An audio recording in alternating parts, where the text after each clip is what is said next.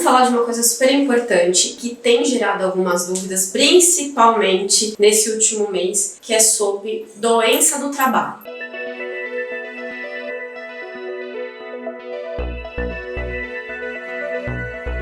A gente confunde muito doença do trabalho, acidente do trabalho e também doença ou acidente comum fora do trabalho, mas quando a gente está com o contrato, quando a gente é seletista. Então, para você que é empresário, para você que é empregado, assistam esse vídeo para explicar um pouquinho mais, para clarear um pouco essas informações para vocês. Acidente do trabalho é aquele acidente que tem durante o período que a pessoa está trabalhando. Então, por exemplo, pegou a marreta, está marretando, caiu no pé, quebrou o dedo, acidente do trabalho. Tem também aquele acidente, né, que a pessoa sofre quando está indo trabalhar. Mas esse acidente, hoje, ele não está gerando indenização.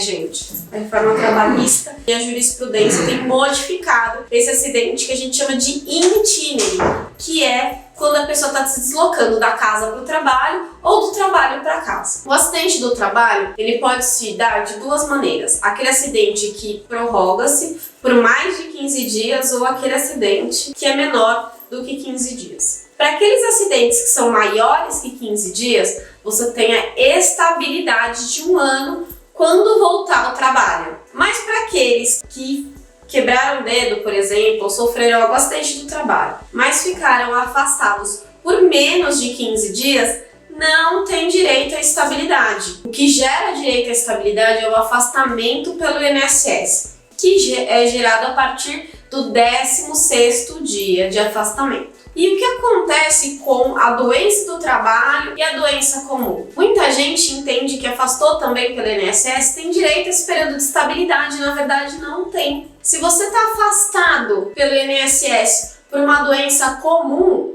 ou uma doença que não tem nenhuma relação, né? Eu falo comum porque é aquela doença que não tem nenhuma relação com o trabalho. Aí sim, você não tem direito à estabilidade. Doença do trabalho são doenças que estão ligadas ao desenvolvimento da atividade. Por exemplo, aquelas pessoas que pegam muito peso e não têm os EPIs corretos, como por exemplo uma cinta, não tem as DDS, que é os discursos de segurança do trabalho, alongamento, não tem nada disso, acaba tendo problemas às vezes de coluna, às vezes no braço, LER, que é a lesão por esforço repetitivo, enfim. Se a pessoa se afastou por causa de doença do trabalho, ela tem direito a essa estabilidade também de 1 ano quando ela retorna. Mas aí, gente, eu vou explicar uma parte que é um pouquinho mais para a área previdenciária e menos para a área trabalhista, mas que acaba uma área interferindo na outra, que é quando você afasta pelo INSS. Normalmente, quando afasta pelo INSS, eles afastam com B31. O que é B31? Auxílio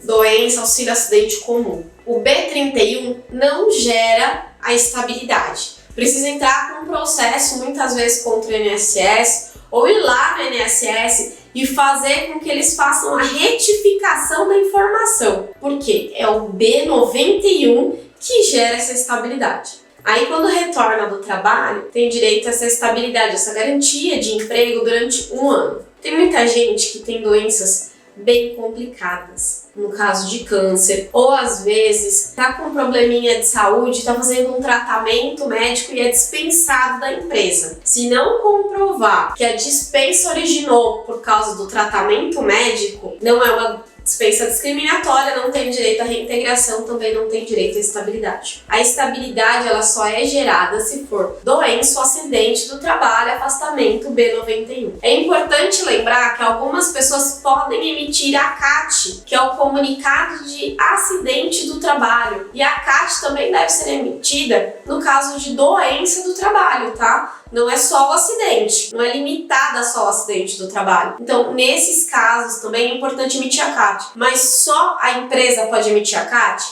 Não. O sindicato pode emitir a CAT. O médico que atendeu também pode emitir a CAT. São pessoas que têm esse poder aí específicos para fazer a emissão da CAT. Você pode pedir que eles façam um laudo e aí leve para a empresa para que ela emita a CAT para gerar o afastamento. tudo isso é muito complexo, é importante determinar se a doença ou acidente ele é originado do trabalho. Normalmente, pessoas que digitam muito, no caso telemarketing também, acabam gerando a LER, lesão por esforço repetitivo. A LER, ela não é gerada do dia para noite, é lesão por esforço repetitivo. Então, assim, não é em uma semana de trabalho que você tem tendinite. Você já tinha tendinite ali e ela acabou atacando. Mas uma pessoa que nunca teve, estava saudável, nunca teve problema no ombro e começou a ter, ou bursite, tem também aquela doença que eles falam, eu esqueci o nome, mas falam que a doença do tenista também tem muita gente que acaba tendo LER por conta disso. Então toda doença por esforço repetitivo acaba sendo doença do trabalho. Precisa sim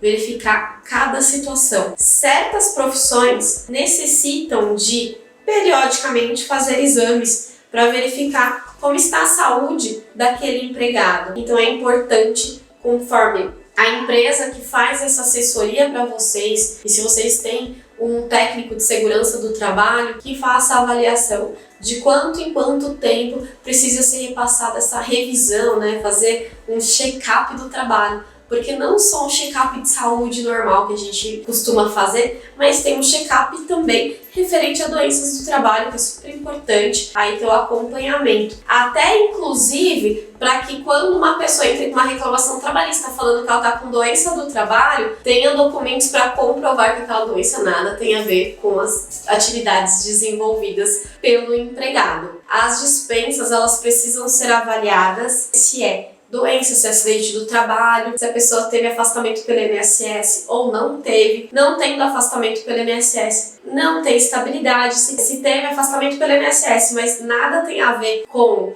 a empresa, né? Não tem nada a ver com acidente ou doença do trabalho, a pessoa pode sim ser dispensada. E se comprovar que foi um ato discriminatório dos superiores, né, na hora da dispensa, sim, pode gerar indenização por dano moral e também pode gerar o transtorno aí de reintegração e diversas outras complicações. Espero ter ajudado e esclarecido essa questão para vocês.